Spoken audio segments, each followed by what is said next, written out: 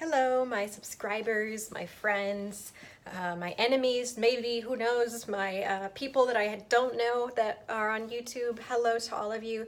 As a friend graciously pointed out to me a couple days ago in my first video introducing my channel and my blog, Human Girl, I neglected to introduce myself. So no, I'm not just a random talking head. My name is Abigail Liao. Yes, so now you know me a little bit better now. Apologies for failing to introduce myself that first time. So I posted a new blog post on my site, Human Girl, a poem about pain and about the effects of pain in my life, whether it be, I was talking about the emotional rigors that come from dealing with traumatic events or emotions that are just kind of the ones we want to push to the side, kind of the ones that we want to keep at arm's length, whether it be loneliness or regret or disappointment or frustration or grief. When I was slightly younger, I'm only 22, but when I was slightly younger and my grandmother passed away around this time a couple years ago, I remember it was my first big encounter with grief, and I was surprised by how unwilling I was to deal with it, because it just felt like this onslaught of emotion that was overpowering and made me feel helpless. And I think for me, a lot of times I push those negative emotions, whatever it may be, away in the effort to try and either repress that they exist or deny them, simply because they feel overwhelming. And my experience with them has led me to feel powerless and to feel vulnerable. But I'm starting to realize the older I get and the more, the healthier that I become in terms of being able to process, which is just part of maturing and adulting, is the idea that those negative emotions that we often try to push to the side and push to arm's length and refuse to deal with actually can end up being our friends, and actually can end up being positive effects in our lives if we know how to deal with them. I think I used to just push all of those things that were negative to me and just, kind of throw out the baby with the bathwater, so to speak, in terms of just being like, well, this doesn't feel good, this isn't comfortable, so if it doesn't make me feel good, if it doesn't make me feel comfortable, if I don't know how to deal with it, if it makes me feel powerless, then I don't want it. And so although those things needed to be dealt with and are natural emotions, I would push them away thinking that they weren't useful because they didn't make me feel good. But I'm learning that just because something isn't comfortable doesn't mean that it can't be productive. And no, nobody wants to feel pain. Nobody wants to feel regret or loneliness. Nobody wants to feel that overwhelming burden of grief. It could be when a loved one dies. It could be when you're rejected by someone that you love. It could be that you suffered a loss in your personal life. It could be anything, really.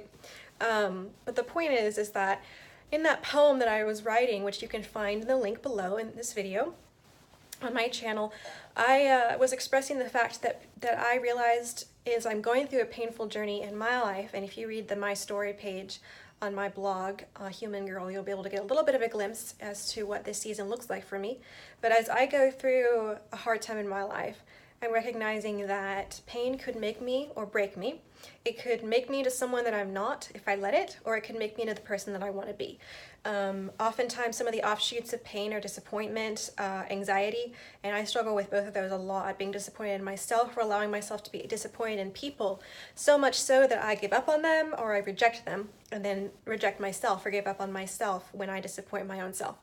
It could also be that I get extremely anxious, I overthink, I get nervous, even to the point of hyperventilating, because I just feel like I have to solve everything right now, in the moment, and immediately. And neither of those are healthy or good, but those are just real. Those, I could pretend they don't exist, but they do. And I could pretend they aren't hard to deal with, but they are. So in reality, the pain I'm going through, and the normal offshoots of that could make me an anxious, disappointed, bitter person, and could solidify that as my character and my identity going forward. Or I could recognize these things. I could understand that they are normal. I can understand that why I feel them, but I could allow them to mold me and shape me into the person that I want to be.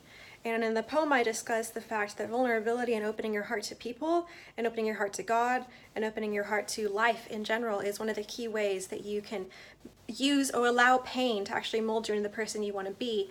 I'm the kind of person that isolates, represses when I feel pain, and I'm recognizing that if I actually allow my heart to stay open and bleed out, yes, when your heart stays open, when you're going through something hard, it is a messy process. It's like surgery when a doctor's just cut your heart open on a surgery table. It pretty much is just like that. It's not pretty. It can be kind of gruesome to keep your heart open in painful moments. But that actually is the way that your heart becomes strengthened, enlarged to a greater capacity to receive joy, to receive things from other people, and to enable you to become just deeper as a person. And so just the challenge of who is pain going to make you become?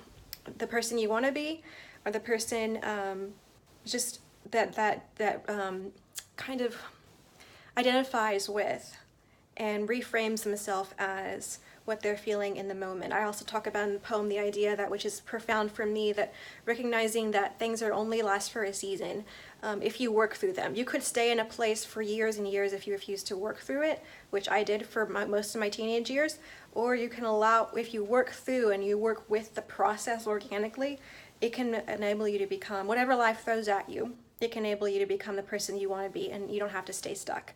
So the idea of being able to see the forest for the trees and know that something is just a season is something I'm trying to work on, and is profound. Yeah, so check out the poem at Human Girl. Thanks for listening to my ramblings. If you have anything to add, post in the comments. Thank you, my subscribers, my friends, and whoever else is listening.